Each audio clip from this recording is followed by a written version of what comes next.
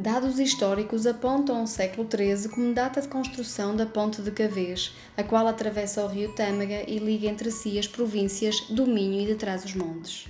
Classificada como monumento de interesse nacional, com arcos desiguais, uns quebrados, outros redondos, e com enormes e robustos talhamares, atribui-se a obra a Frei Lourenço Mendes, monge dominicano, residente no lugar onde hoje assenta Cabeceiras de Basto. Custeou a obra com as esmolas que ia recolhendo e estão bem documentados alguns legados testamentários para a substituição de uma ponte de madeira a desfazer-se por uma sólida e de boa pedra. A sua construção está envolto em mistério.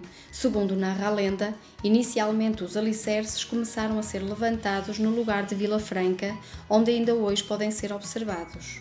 Quando os trabalhadores começavam a construção, uma voz sobrenatural se fazia ouvir. Aqui não, mais acima.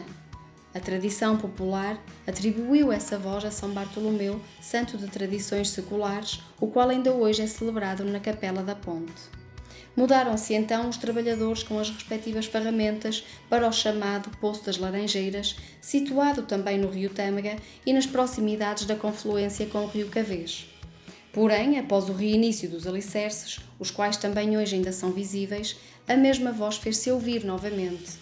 Aqui não, mais acima! Por 2 vezes a voz advertiu os trabalhadores e por 2 vezes estes se viram incapazes de prosseguir a obra. À terceira tentativa, uns 100 e tal metros mais acima, subindo o curso do rio, bem próximo do local onde se situa a Capela de São Bartolomeu, a ponte é recomeçada. Desta vez, a voz não se manifestou e a ponte de Cavês foi finalmente edificada no local que hoje ocupa. Conta-se que Frei Lourenço terá morrido no local com aura de santidade, tendo sido sepultado à entrada da ponte, onde figurava o letreiro Esta é a ponte de Cavês e aqui jaz quem a fez. São muitas as histórias em torno da ponte. É impossível compreender a festa de São Bartolomeu de Cavês sem referir a curiosa geografia que a envolve. A festa decorre sobre o Tâmega, junto à ponte que une as 2 margens do rio. Numa margem, a Capela de São Bartolomeu, onde os crentes ocorriam a pedir os seus milagres, pertence a uma propriedade privada, a Quinta da Casa da Ponte. Na outra margem, a fonte milagrosa de água sulfurosa, à guarda de São Bartolomeu, ambas são centrais para a festa e identidade da freguesia. A festa de São Bartolomeu realiza-se todos os anos, nos dias 23 e 24 de agosto em Cavês. Camilo Castelo Branco descreve em Maria Moisés os temíveis confrontos que se desenrolavam sobre a ponte entre minhotos e transmontanos. Com murros, paus e até armas de fogo, era na noite do dia 23 que se ajustavam as contas de amor, dinheiro e outras desavenças.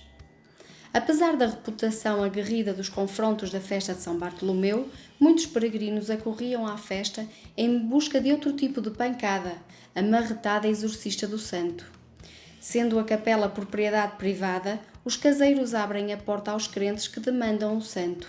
Segundo os próprios, todos os fins de semana recebem pessoas, o que indica que a tradição se mantém viva.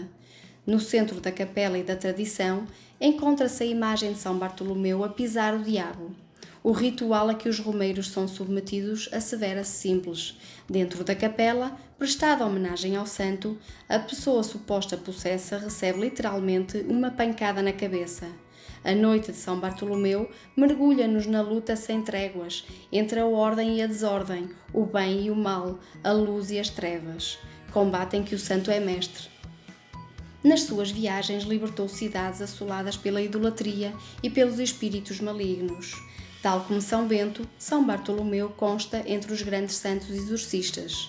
Cumpre-lhe converter a desordem em ordem, regenerar as comunidades, as pessoas, os corpos e os espíritos. A marretada na cabeça de cima para baixo traz luz às trevas, apazigua os corpos e purifica os espíritos. Em Cavês, a conta destes exorcismos não tem fim. A capela e a imagem não são a única forma do santo fazer milagres.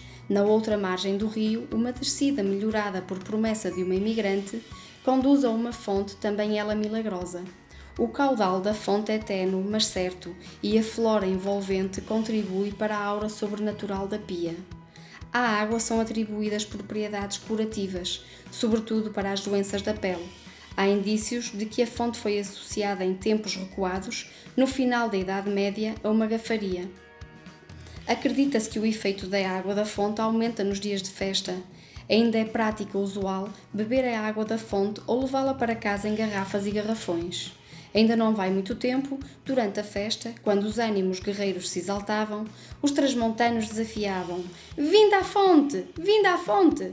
Do outro lado, os minhotos gritavam: "Vinde ao santo! Vinde ao santo!" É certo que há memória de confrontos entre localidades vizinhas em muitas festas, mas não tão ritualizados, endiabrados e trágicos como entre as rusgas de ambas as margens da Ponte de Cavês.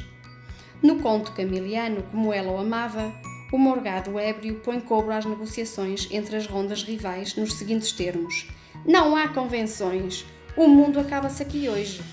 A ponte arquétipo de ponto de passagem, de traço de união, ergue-se como um lugar onde se suspendem as convenções, um lugar entre mundos, um lugar onde, como sentencia o morgado, acabam os mundos. Em suma, um tabuleiro diabólico atendendo ao sentido etimológico do verbo grego diabolos, meter-se no meio, atravessar o caminho, separar, dividir, fazer tropeçar e cair. A ponte e suas imediações transformaram-se num palco de desordem. O diabo anda à solta. No conto de Camilo, o pomo da discórdia era uma mulher. Morto o noivo, a mulher suicida-se.